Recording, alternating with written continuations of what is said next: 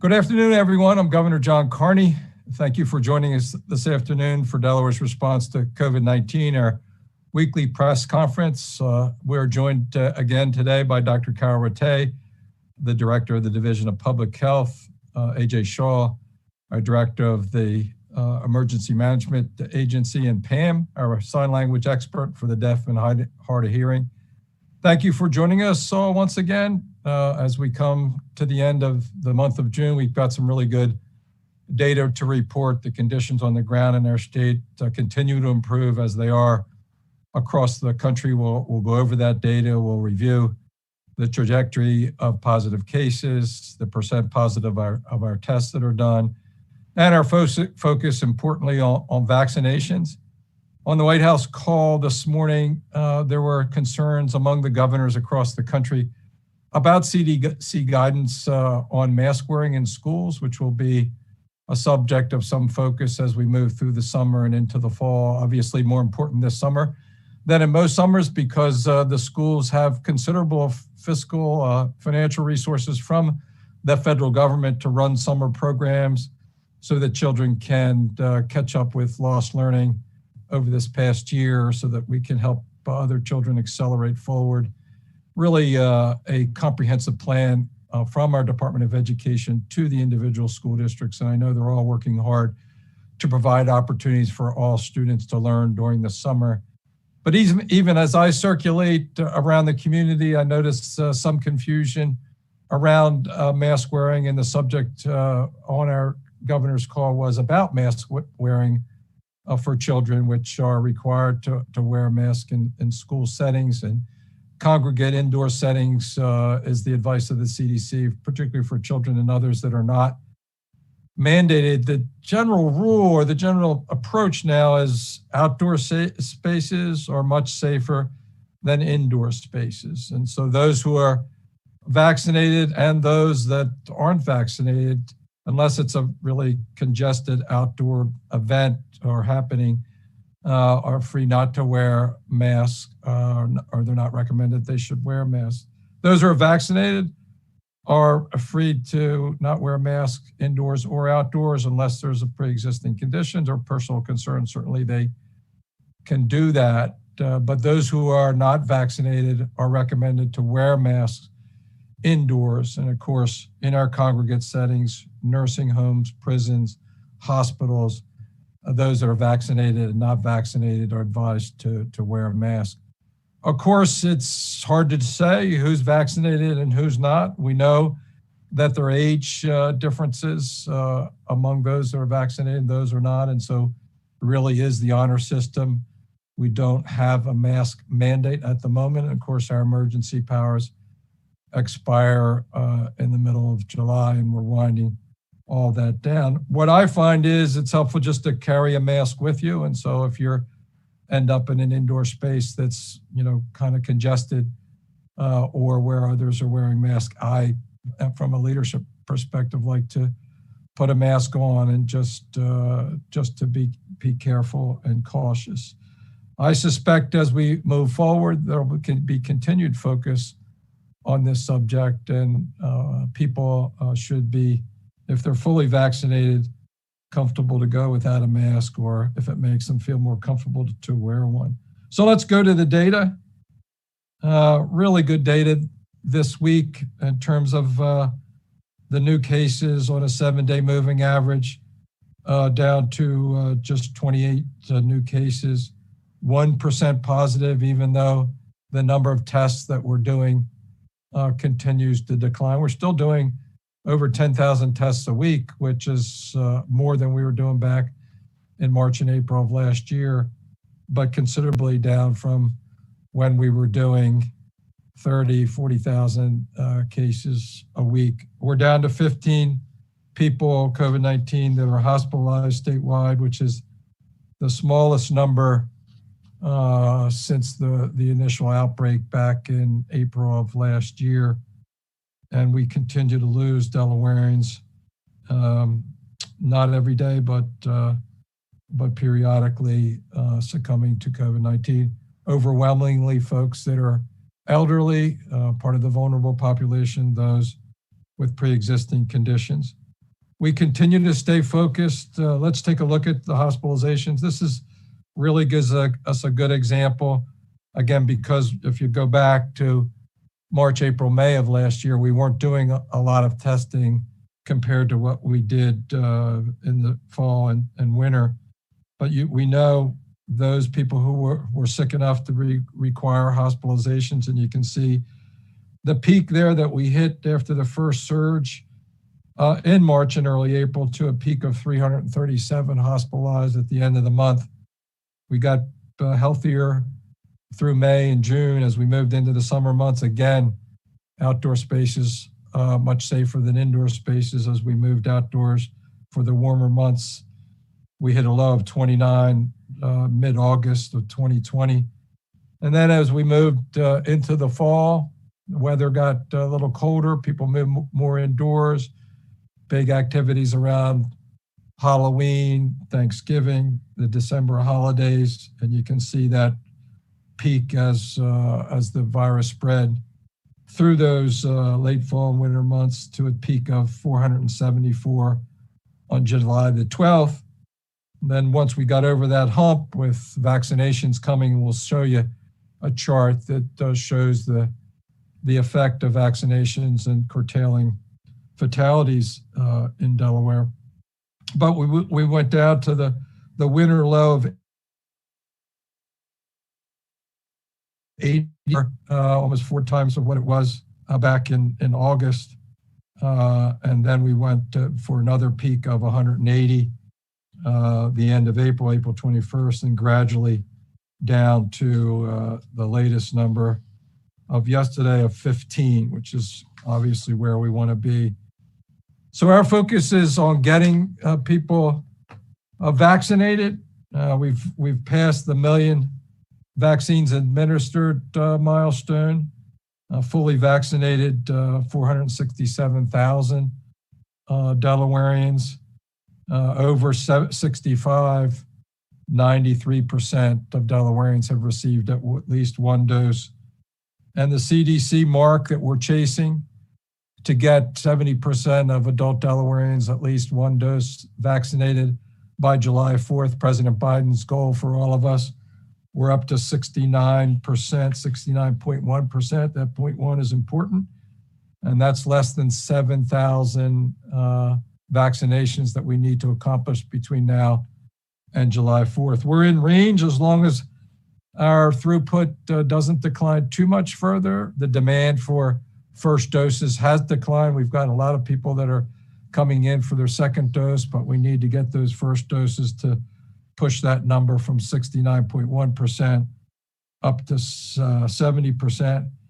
It seems like it's an easy milestone to reach until you consider that 7,000 people, 7,000 shots that have to go into people's arms. So a lot of work, a lot of people that have to get vaccinated.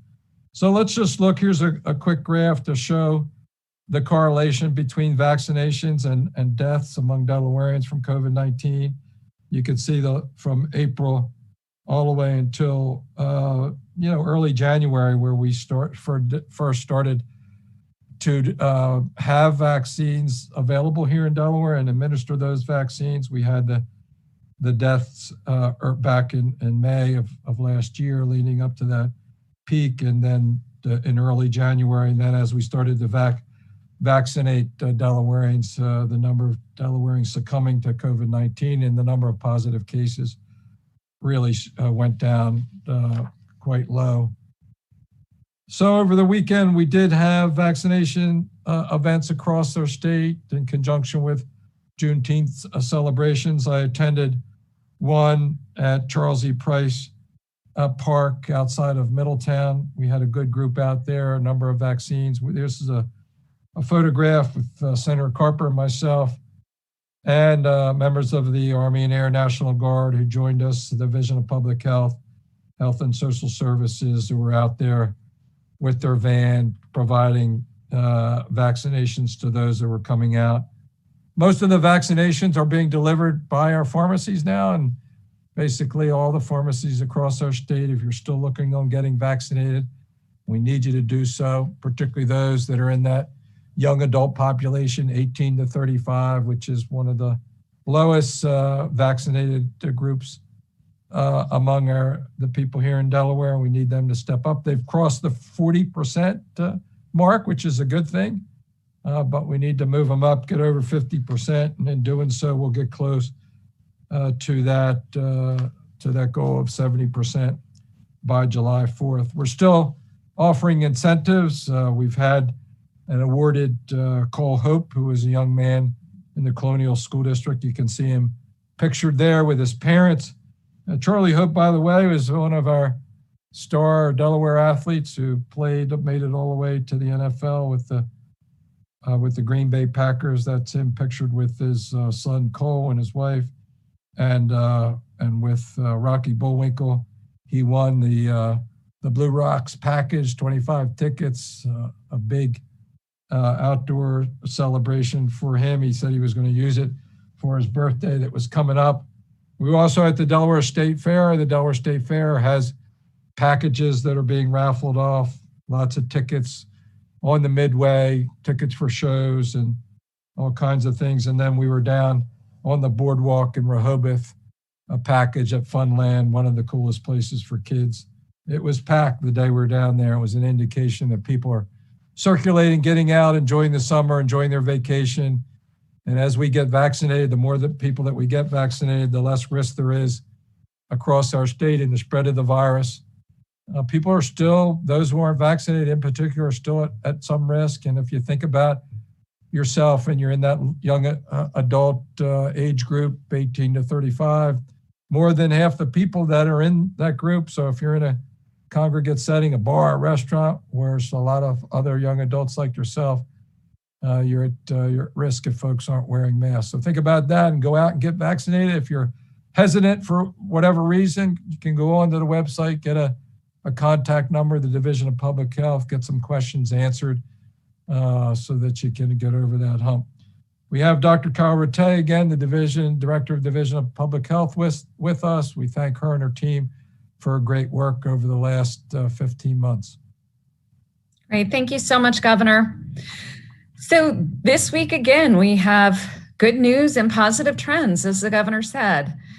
Our case and positivity rates continue to decline in all 3 counties, along with hospitalization and death rates. And as you can see in the trends in this slide, how in early May, we had 96.6 cases per 100,000 people and a positivity rate of 3.4%. And 9.4 average daily hospitalization rate. As of June 11th, that case rate went down to 26.9. The positivity rate went down to 1.3, and the average daily hospitalization rate went down to 3.4. And the numbers are even better since then. So this really is all good news. That being said, I want to throw out a cautionary note. So we are so excited to be closing in on the 70% milestone of vaccinated adults by July 4th that the White House has set. But we don't want people to be lulled into a false sense of security that when the state reaches that marker, that the pandemic is over for us. On the next slide, let's look at our vaccination rates by age. Our seniors have done a great job, right? And overall for the state, we are very close to that 70% milestone for adults 18 plus receiving 1 dose of the vaccine. But even when we reach that, we still are looking at about 30% of adults 18 and older who are unvaccinated, and nearly 35% of all eligible individuals 12 and older who are still unvaccinated. Specifically, as the governor mentioned, our younger age groups are where we're the most concerned. 59% of Delawareans in the 18 to 34 age group have not yet received even 1 dose of the vaccine.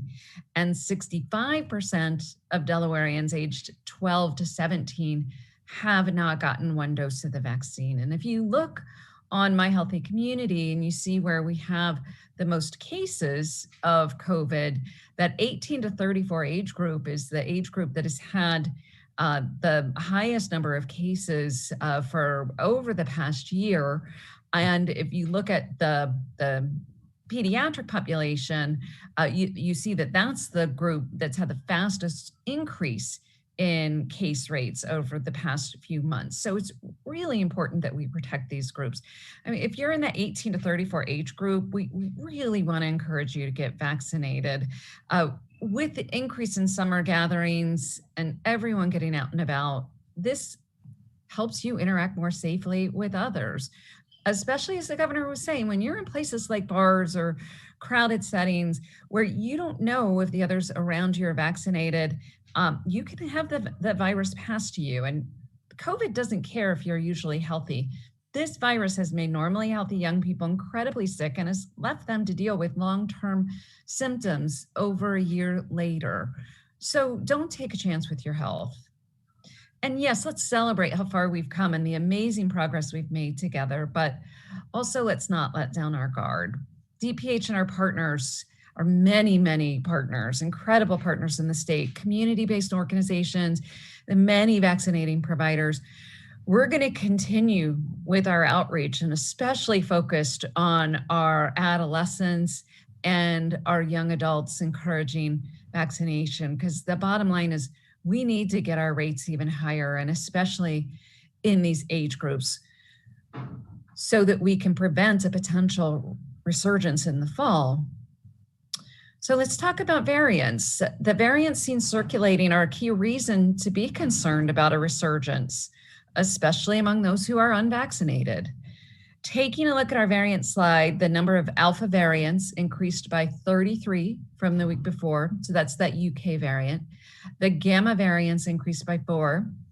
And recently the CDC reclassified the Delta variant or the India variant to become a variant of concern, and it has increased by 2 from the week prior. So again, even though we are seeing an increase in these vaccination or with these variants, we're seeing an increase in these variants to almost 50% of the specimen that we tested this past week, or 40%, or 47% is the number of specimen that were positive. It's important to remember that vaccination is your best protection against all these forms of COVID. And as a reminder, if you are experiencing symptoms of COVID, it is important that you get tested because it still is out there. So let's talk about our breakthrough cases. We know that this is of interest, and although vaccination significantly reduces the chance of developing COVID-19 or becoming seriously ill from COVID, we do see some breakthrough cases. But as of Friday, we had almost 424,000 Delawareans who had been fully vaccinated and 383 breakthrough cases. So that's less than 0.1% of those vaccinated. So really is very rare. For the most part, for those who have a breakthrough case, which means they test positive for COVID after being fully vaccinated, they're mild. And that's what the research has shown, that those who have been fully vaccinated who get COVID have a much milder infection. And we have seen 18 hospitalizations and 4 individuals who have passed away who would be considered breakthrough cases, but that does not mean that either their hospitalization or their death was caused by COVID. So again, reiterating, breakthrough cases are extremely rare and the science is clear. The best way to prevent serious illness from COVID is to get vaccinated. And with that, I will hand it back to you, Governor. Thank you very much, Dr. Rattay. So some things to be concerned about. And obviously, if you want to protect yourself from some of these variants, and even a severe case of COVID-19, we've heard plenty of stories, although they can be rare, but you don't want to be one of them. And you can protect yourself and those around you by getting vaccinated. Join in help us push Delaware over the top to 70%. We need some folks that haven't received that first dose so that we can push that number up. We got about 7,000 to go. We're on course to meet that goal. It's going to be tight. AJ Shaw has done a tremendous job, leadership position, heading up our testing and in the last several months vaccination. And I was just amazed, AJ, as I looked at the number of testing sites and vaccination sites we had just in the next couple of days. Just amazing effort by so many people. AJ. Good afternoon, everybody, and thank you, Governor. Really a team effort. I think for this past week, we had over 80 different vaccination sites. That includes the static and the kind of pop-up event sites that our partners and Lisa's and Diane's teams continue to do from public health. But talk about testing real quick. We did see a decline in our numbers from the previous week, down just about 2,000. Again, not too concerning with the percent positive that we saw, which was at 1%. So again, testing opportunities are out there. We expect there to be some enhancements in rapid test availability come middle to the end of July that I know public health is working on. So expecting as people, get a cold, get a cough, might even want to go back out, get tested, even though they might be vaccinated. We'll have those opportunities around. We're also talking to our partners to see what their tempo will be going into the fall, as well as, Dr. Tay, part of her teams, working very closely with the schools to make sure they're geared correctly to do surveillance testing come fall as well. So that's it on the testing front. Next up, take a minute or two to talk about vaccination activities. First, the public health team, whether it's Diane's team or Lisa's team, the community health team or EMS team, doing events, still doing events. We were doing, Governor said we have 7,000 individuals to go to get 70%. We were doing that in a day at Dover Speedway or the DMVs just a few months ago. So it takes events like these. So now we send a half dozen people out with the Guard or the community health team or Diane's team, and they're going to the community, whether it's a firehouse, whether it's the trailers going to a park somewhere. They're doing a brewery this weekend. A lot of great events that I know the city of Wilmington is supporting that. Hey, if you get a permit to have an event, you have to have a vaccination partner there as well. So just trying to, have smaller access across a number of areas to make sure people are able to get educated and have that decision to get vaccinated if they're ready to. So de.gov/getmyvaccine has all these lists, events listed, updated. Like I said, we did over 80 last week and we'll continue to do so, especially since we're so close to that 70% number. We also have Curative that's doing a lot as well. Same tempo this week. Delaware State, tomorrow Newark Main Street, Rehoboth Beach City Hall in the afternoon on Thursdays, Fridays, Del Tech, and then Saturdays, the Milford Farmers Market. We are trying to, change this up a little bit with them. We're looking for some high foot traffic area. Like I mentioned last week as well, Lisa's teams started rotating through some of the DMVs. We're also looking at maybe some, more shopping center type areas that we know will have even a little bit more foot traffic. So de.gov/where to get my vaccine to find those locations, get updated weekly. We're also willing to work with community groups as well. If there's something in your community, you could email the vaccine email address as well. So Governor, that's it for vaccinations today. Back to you. Thank you very much, AJ. Thank you to you and your team, all our partners there, the Army and Air National Guard continue to do a tremendous effort, all the folks at the Division of Public Health, the county paramedics, the Medical Reserve Corps, our Lieutenant Governor, everybody that's pitching in on both testing and vaccinations with the focus on vaccinations. You mentioned our community outreach team. They're out there knocking on doors in communities up and down the state, trying to push and cajole those in lower vaccinated groups to take that step to get their questions answered. If you need any more information about where to go, you can go to your local pharmacy. Basically, it's easy. Plenty of a vaccine available. It's hard to believe when we think about what we were trying to balance back in January, February, March, where we didn't have nearly enough vaccine for the demand. We had people waiting for 3 hours to get through the DMVs. But now at de.gov/getmyvaccine, you can find out where to go. AJ summarized that. And it's the last week for our incentive program. We got a drawing coming at the end of the week under DE Wins. That's $302,000 grand prize. Everybody who's been vaccinated is eligible. We've got 2 low-digit license plates. Delawareans love those low-digit license plates. Will be raffled off. Again, you need to be vaccinated, at least 1 dose, and you got 1 more week this week to do it. We've got two college scholarships that are available for raffle again to eligible students there, and you need to get vaccinated this week. So go out, get a shot in your arm, and help us get over the goal line with 70% of adult Delawareans by June 30th, by 4th of July, I guess. And so with that, we've got the press I know that's joined us, and we have a few pre-submitted questions as well. Open it up to any questions. All right, first we'll go to Amy Cherry with WDEL. Hi, everyone. Thanks so much. Governor, I know you're optimistic Delaware will reach its goal of 70%, but that percentage has been climbing slowly over the last few weeks.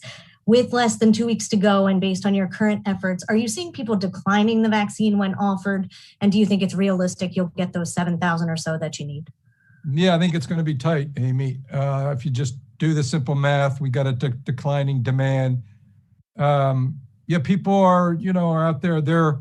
We make available in the community, knocking on doors, and we don't get many takers, so to speak. There's still some that we're able to coax to get that vaccine. Others that maybe haven't taken the time. We really don't want to focus on the negative, focus on the positive, encourage people to make themselves available for the big raffles at the end of the week.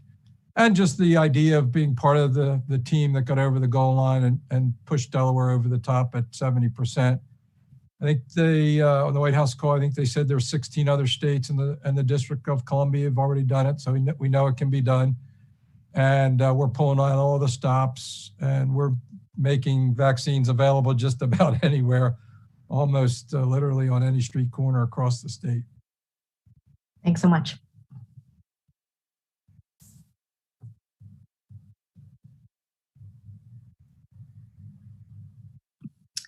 All right, next we will go to Brendan Holbeck with the News Journal. Good afternoon. Nursing homes in Delaware have started to report the percentage of their residents and staff who have been vaccinated. It's somewhere around the 55% mark for staff in Delaware. Governor, what's your kind of reaction to that? And should nursing home facilities be requiring staff who work with patients directly to get vaccinated? Yeah, it's discouraging, to be honest with you, and concerning. And I think we need to think long and hard about what to do about it. I heard a report earlier this morning about some of this occurring across the country. I just think we need to think about how to approach this, particularly those that are in healthcare, those that are taking care of our most vulnerable citizens, and those who are at the most risk. I'm not sure I have a conclusion at this point, but it's certainly a very concerning. You talk about anybody's working in hospital settings, first responders, all of those people, all those professions, that occupations that are working directly with folks. We know, based on the numbers, that a significant percentage of the population is unvaccinated. Let's just say a little bit more, less than 50%.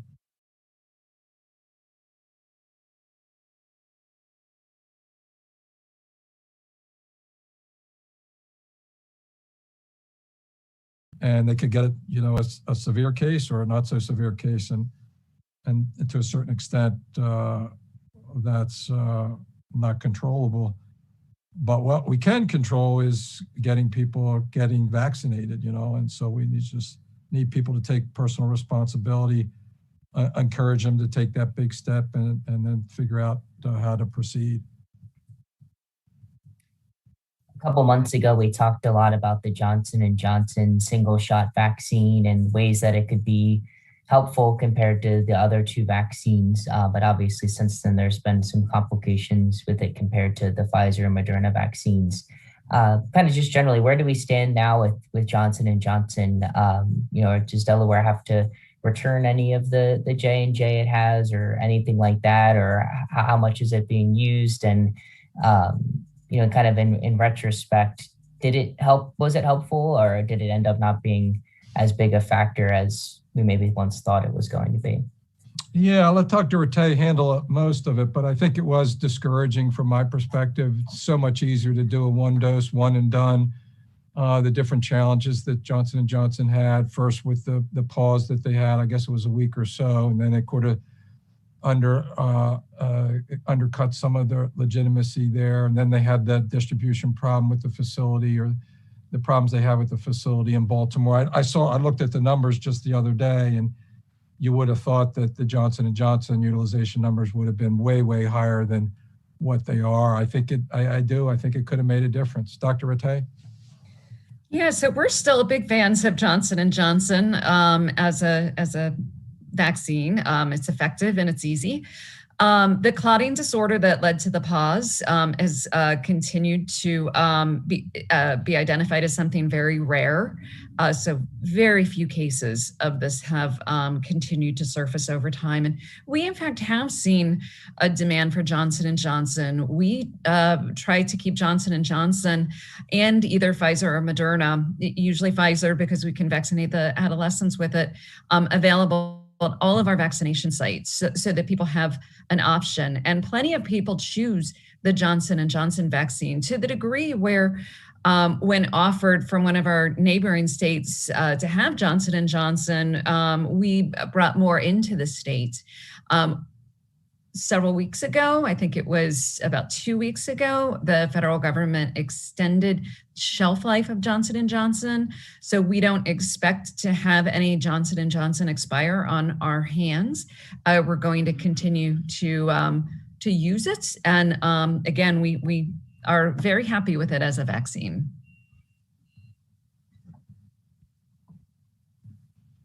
Next, we'll go to Nick Cialino from Delaware Public Media. Good afternoon, everyone. Thanks. I'm curious what the state's plan for vaccination is going to look like after the 4th, whether it meets its goal or not.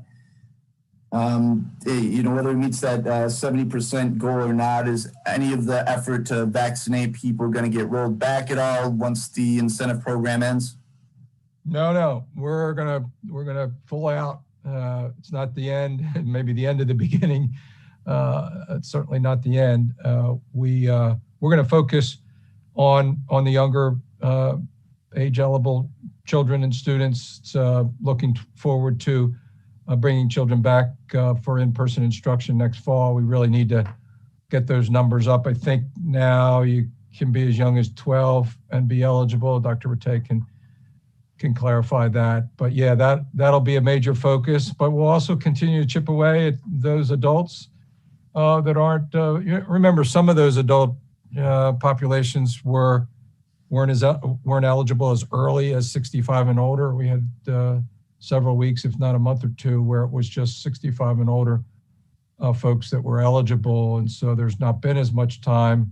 The availability and accessibility to vaccines is as great as it ever has been, and will continue to be. So, and particularly as Dr. Rattay says, J&J comes back around. It is a very convenient, very effective, really good vaccine that could be a game changer.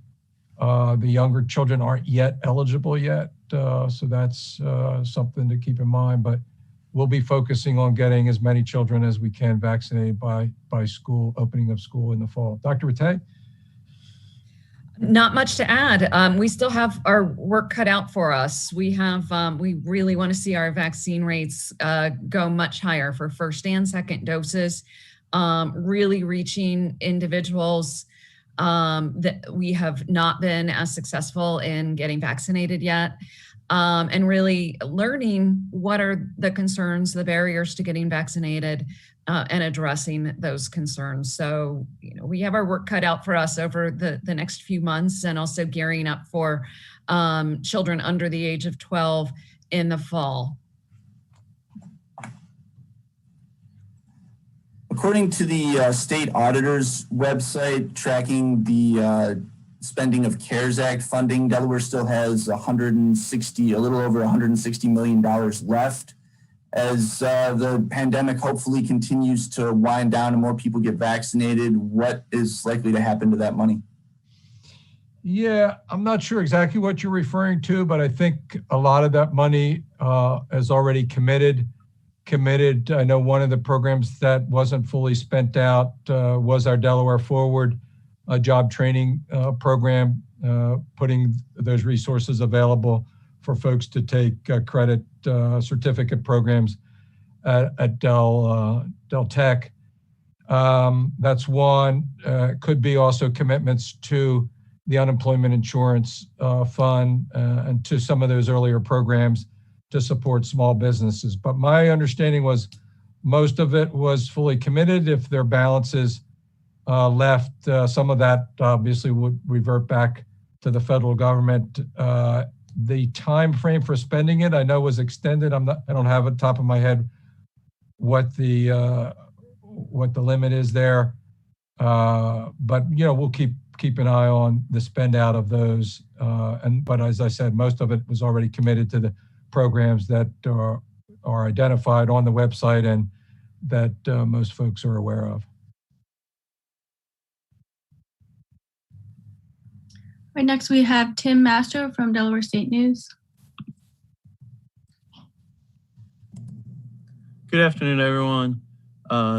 Just to follow up on Nick's first question, after July 4th, do you anticipate still having all those DPH vaccine clinics? Are any of those going to be taken down as maybe demand might drop a little bit more? So again, I think the focus will be on the younger age population. And we've talked a lot about doing things in conjunction with schools and activities around schools. You've heard from AJ that a lot of these clinics now are moving to where people are in the summer. So they're pop-up clinics. You're just also going to have where most people are getting vaccinated right now at their local pharmacy. And that'll still be part of it.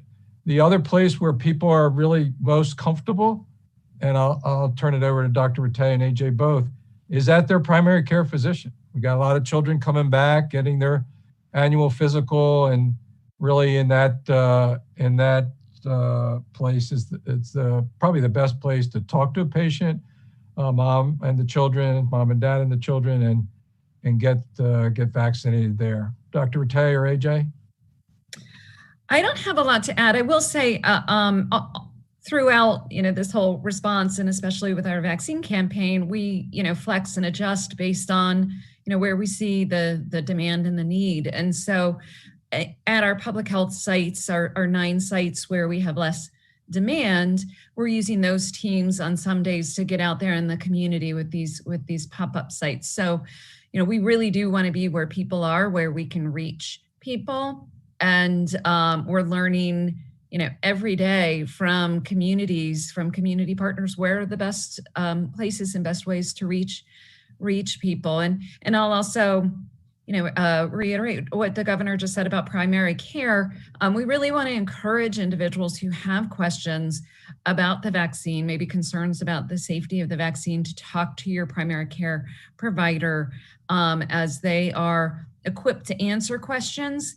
And if they aren't providing the vaccine themselves, which many of them are, can help you find the best place to get the vaccine. So we're going to continue to work on multiple fronts to make sure that people have the information that they need and easy access to the vaccine in places where they're comfortable receiving it. And to Dr. Rattay's point there, we have a weekly meeting where we have the whole public health team, AJ and his group, Dr. Rattay, and we go over their throughput from the previous week. Where did the vaccinations take place? What's the split? Where are most of them being done? It's mostly focused around equity, how we doing in various subpopulations in our community groups, in partnerships with hospitals, at the public health clinics, in the pharmacies, and you just increasingly each week, the bar chart shows that most of the vaccines now are being delivered at local pharmacies. AJ, anything to add to that? No, you did great. Thank you. And last time I looked at the vaccine tracker, I think there was about 230,000 doses remaining in inventory. How many of those are kind of up against their shelf life? Do you anticipate any expiring soon, or having to get rid of any of those? Dr. Rattay? Yeah, the Johnson & Johnson was the one vaccine that we were concerned may expire, and given that the federal government extended the shelf life recently for Johnson & Johnson, at this point, we are in good shape. So certainly we're going to continue to try to get those doses into arms, and we're also not ordering any additional doses at this time.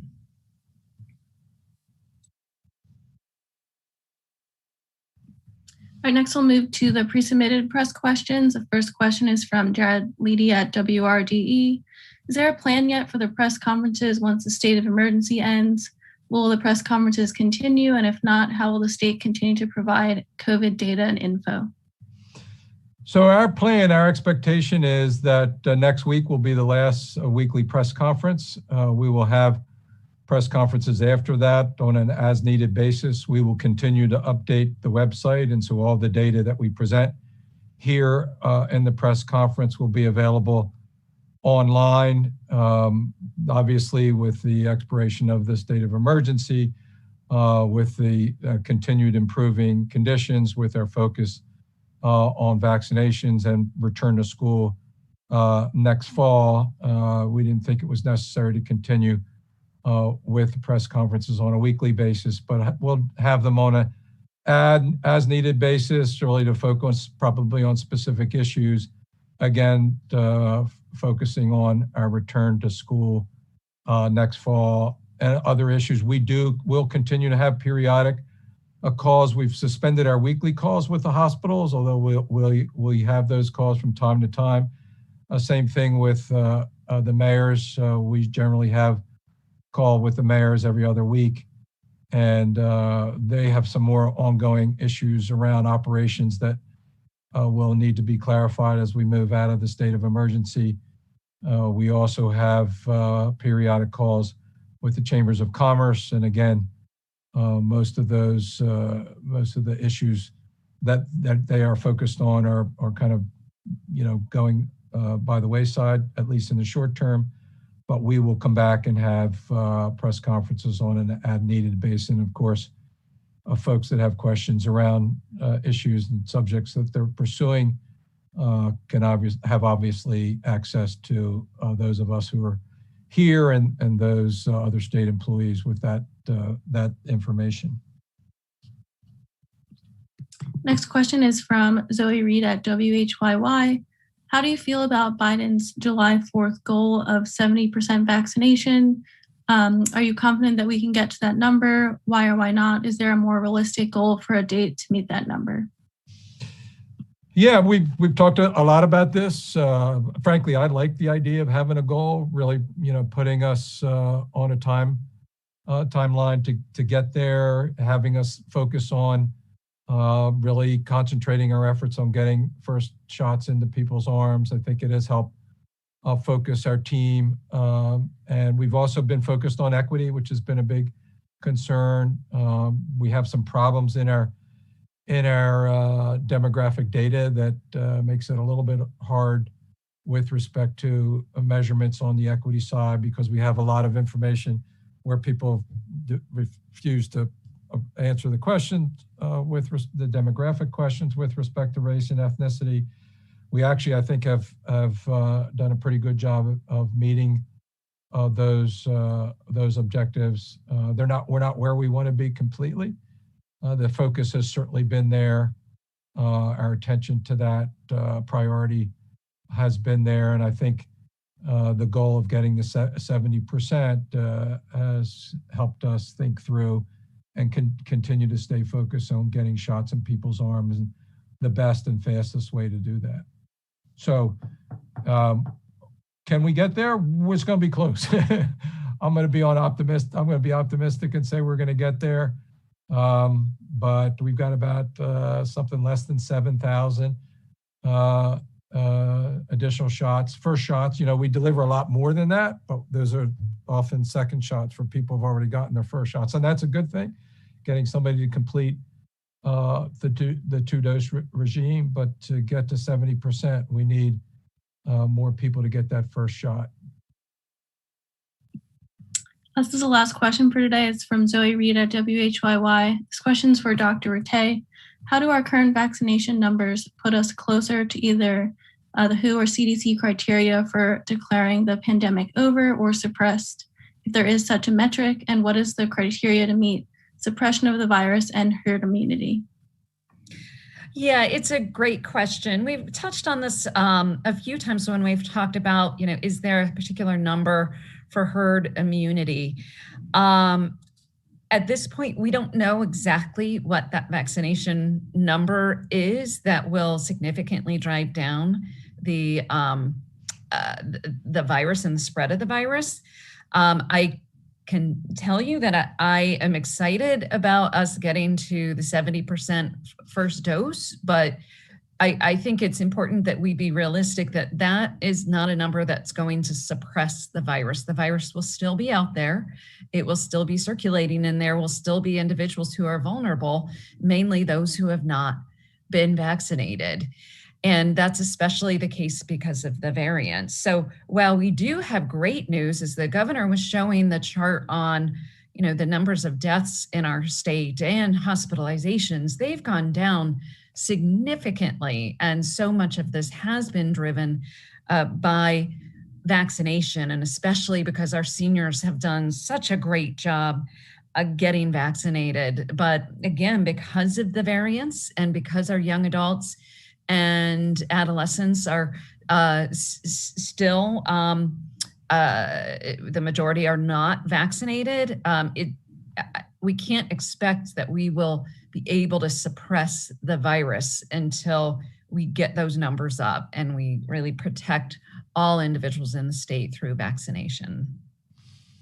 Thank you, Dr. Rattay. I know that was the last question. Again, I want to thank the press for joining us, and those of you who join us on a weekly basis. I run into so many of you as I circulate around the community. As you remind me, thank me and our team for having these weekly updates so that you can keep track of what's going on.